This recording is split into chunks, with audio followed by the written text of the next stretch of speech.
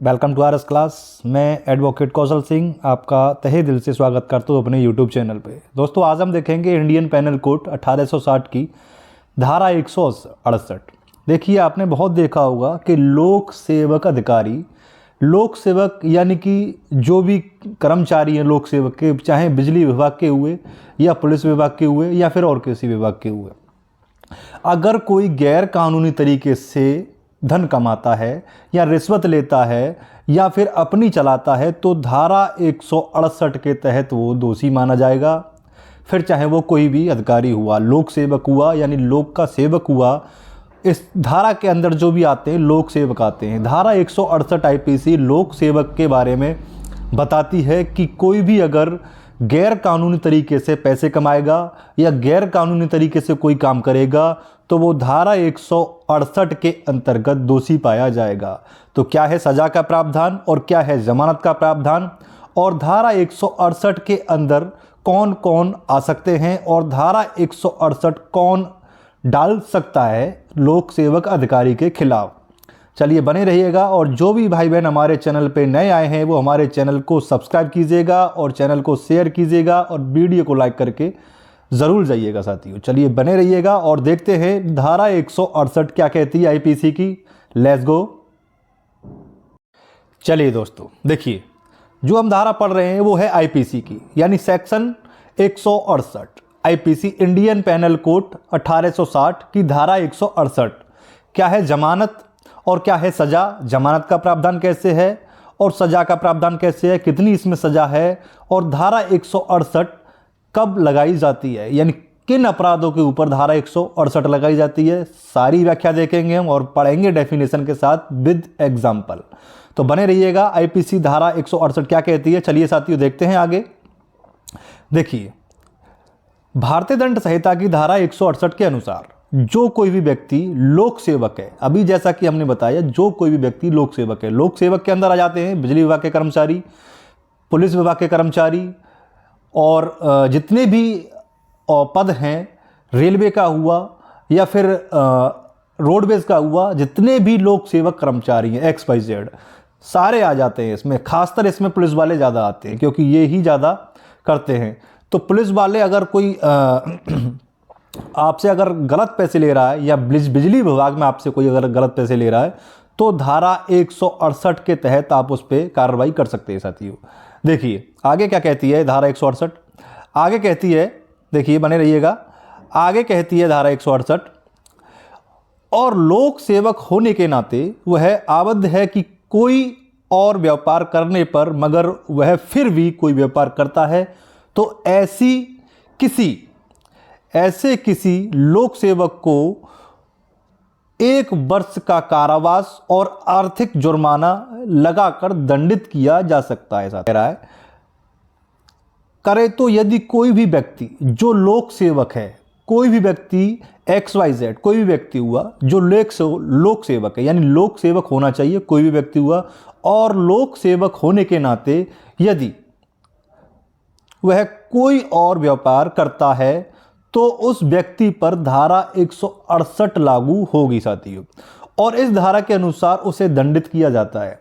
यानी यह कह रहा है कि और कोई व्यापार करता है, अगर लोक सेवक होने के नाते वो कोई और व्यापार करता है या अदर इनकम कोई बनाता है, कैसे भी हो अदर इनकम, गिरी की हो या फिर कानूनी दायरे में रह के हो, कोई और इनकम हो, लोक सेवक होते हुए कोई वो दूसरा कार्य करता है तो वो धारा 168 के तहत दोषी माना जाएगा साथियों। गिरी भी आ जाती है, और अगर कोई मक्कारी भी करता है तो भी इसमें वो आ जाती है। चलिए देखिए आगे देखते हैं और क्या कहती है धारा 168। एग्जाम्पल के तहत हम इसे समझते हैं। देखिए एग्जाम्पल के तहत समझते हैं।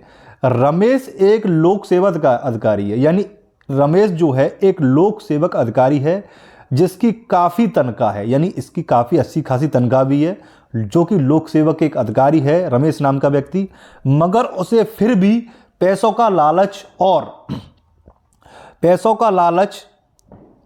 और इसी लालच की वजह से वह इस व्यापार करना शुरू कर देता है, यानी इसी लालच की वजह से वह और व्यापार शुरू कर देता है जिस व्यापार में वह जमीन खरीदता जमीन खरीदता और बेचता है, यानी एक तौर पे कहिएगा कि प्रॉपर्टी डीलिंग भी करने लगता है, लोक सेवक भी है और प्रॉपर्टी डीलिंग भी वो करता है।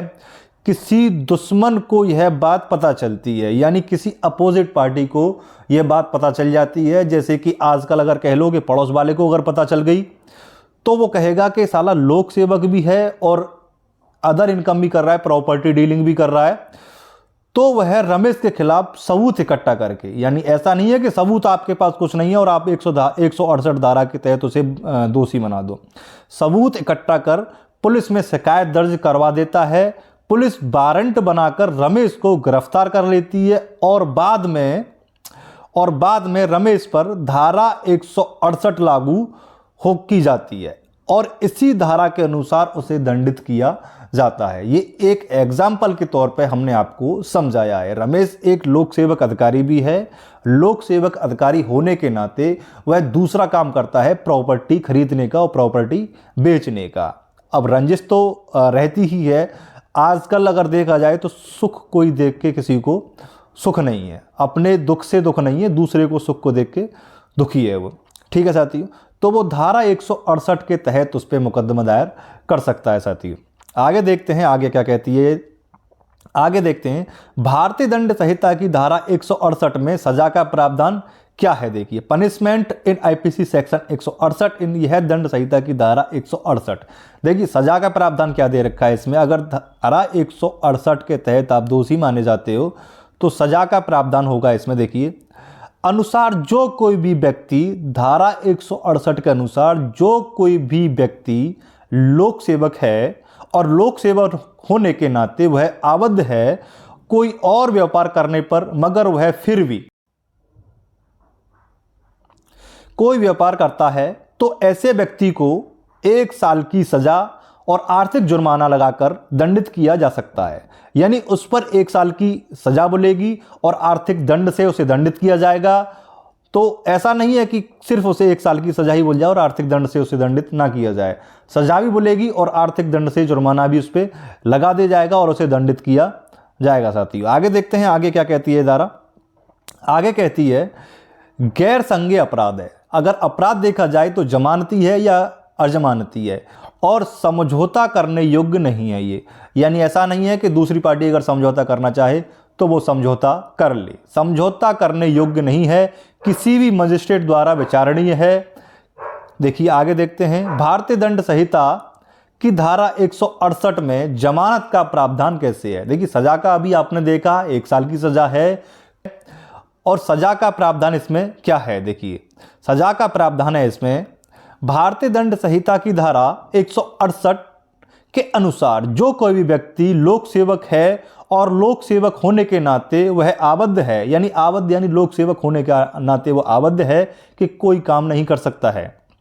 देखिए कोई और व्यापार करने पर मगर वह फिर भी कोई व्यापार करता है तो ऐसे व्यक्ति को 1 वर्ष के कारावास और आर्थिक जुर्माना लगाकर दंडित किया जाएगा साथियों। अगर वो लोक सेवक होने के नाते किसी कार्य को करने के लिए आबद्ध है मगर फिर भी वह कोई कार्य करता है, नहीं मानता है, तो वो 1 वर्ष के कारावास और आर्थिक दंड से जुर्माना लगाकर उसे दंडित किया जाएगा साथियों। आगे क्या कहती है हमारी धारा 168। आगे कहती है यह एक जमानती अपराध है। क्या है? यह एक जमानती अपराध है। इस अपराध में किसी भी अपराधी को आसानी से जमानत मिल जाती है। यह अपराध समझौता करने योग्य नहीं है। देखिए यह बात मानी कि यह जमानती अपराध है लेकिन यह समझौता करने योग्य बिल्कुल भी नहीं है साथी और किसी भी मजिस्ट्रेट द्वारा विचारणीय है। ऐसे में अपराधी अपनी जमानत की याचिका उच्च न्यायालय में पेश करता है तो उसकी जमानत याचिका को स्वीकार कर लिया जाता है और जमानत मंजूर कर दी जाती है। यानी ये 168 धारा है, ये जमानती अपराध है साथियों और उसकी जमानत जो है न्यायालय द्वारा मंजूर स्वीकार कर ली जाती है। तो ये देखिए आपने धारा 168 जो कि किन किन गुनाहों पर एप्लीकेबल होती है और कौन कौन इससे डालने के लिए सक्षम है साथियों, और किस पर ये लगती है और किस अपराध के तहत ये लगती है। तो आज की क्लास कैसी लगी ये कमेंट बॉक्स में हमें ज़रूर बताइएगा, और वीडियो अच्छी लगी तो वीडियो को लाइक करके ज़रूर जाइएगा। आगे एक नई धारा लेके, एक नई जानकारी लेके आपके सामने फिर उपस्थित होता हूँ। तब तक के लिए वंदे मातरम, जय हिंद साथियों।